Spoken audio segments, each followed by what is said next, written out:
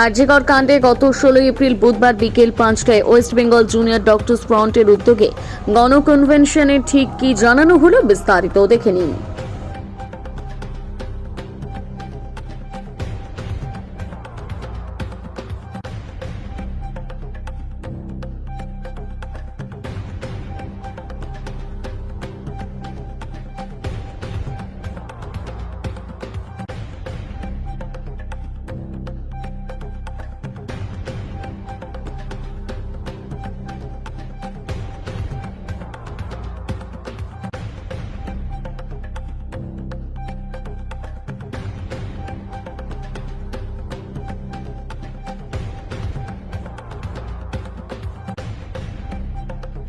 এখন আপনাদের সামনে বক্তব্য রাখবেন জুনিয়র ডক্টরস ফ্রন্টের একজন সদস্য ডক্টর অনিকেত মাহাতো।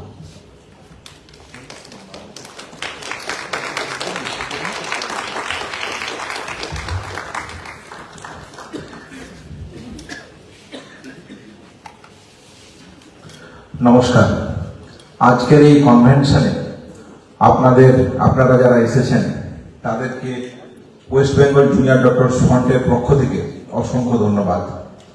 ঠিক আমাদের এই কনভেনশন করার প্রয়োজনীয়তা যদি আপনারা দেখেন, উপলব্ধি করেন, সেই প্রসঙ্গে কিছু সুচিন্তিত মত রাখতে চাই। আমাদের যারা বক্তা আছেন তারা বর্তমান এই আন্দোলন পশ্চিমবাংলার বুকে তার প্রাসঙ্গিকতা এবং আন্দোলনের ভবিষ্যতের দিশা সম্পর্কে সুনির্দিষ্ট সুচিন্তিত মতামত রাখবেন। আমরা সেই আলোচনা শুনব। কিন্তু আজকে এই কনভেনশন করার প্রয়োজনীয়তা পড়লো কেন, এই জায়গাটা আপনাদেরকে উপলব্ধি করার প্রয়োজন আছে বলে West Bengal junior doctors front মনে করে। তাহলে আজকে যদি দেখতে হয়, আজ অভয়ার ন্যায় বিচার ঠিক কোন জায়গায় দাঁড়িয়ে, এই জায়গাটাকে অত্যন্ত প্রাসঙ্গিকতার সাথে ভেবে দেখা প্রয়োজন আছে। আমরা কোন সমাজের অভ্যন্তরে থাকছি সেই জায়গাটা ভেবে দেখার প্রয়োজন আছে। শুধু অভয়ার ন্যায় বিচার আন্দোলন শুরু করতে গিয়ে কলেজে কলেজে থ্রেড কালচার থেকে শুরু করে দুর্নীতির যে বেহাল অবস্থা, সেই অবস্থা আপনাদের সামনে আজ ওপেন সিক্রেটের মতো। তাহলে স্বাস্থ্য দুর্নীতি আমরা দেখলাম, এখন আমরা কি দেখছি? শিক্ষা দুর্নীতি।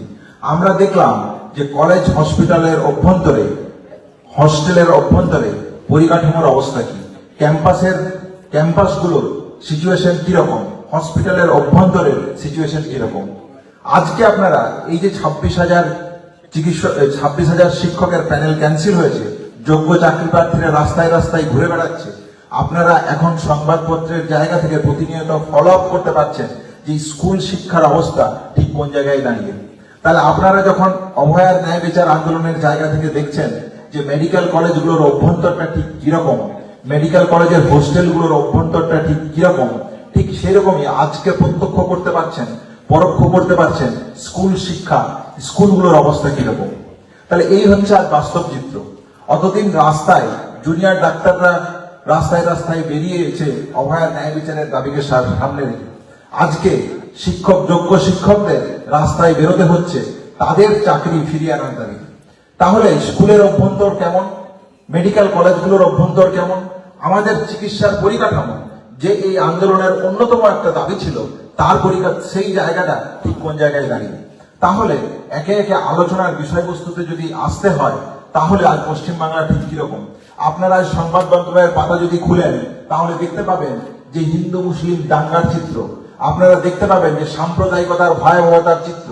তাহলে এই অভয়ার ন্যায় বিচার আজ শিক্ষকদের, যোগ্য শিক্ষক যারা চাকরিহারা, তারা যখন তাদের ন্যায় বিচারের দাবিতে লড়াই করছে, যখন সাম্প্রদায়িকতার বিষবাষ্প সারা পশ্চিমবাংলাকে গ্রাস করে নিচ্ছে, ঠিক সেই সময় আমরা এই কনভেনশনের ডাক দিয়েছি। আপনাদের এই কনভেনশনে আসার জন্য অসংখ্য ধন্যবাদ। আমি যে প্রসঙ্গটা রাখতে চাই, প্রসঙ্গটা অত্যন্ত মনোযোগ দিয়ে শোনার জন্য আপনাদের কাছে আহ্বান রাখছি। তাহলে আমরা কি দেখেছি?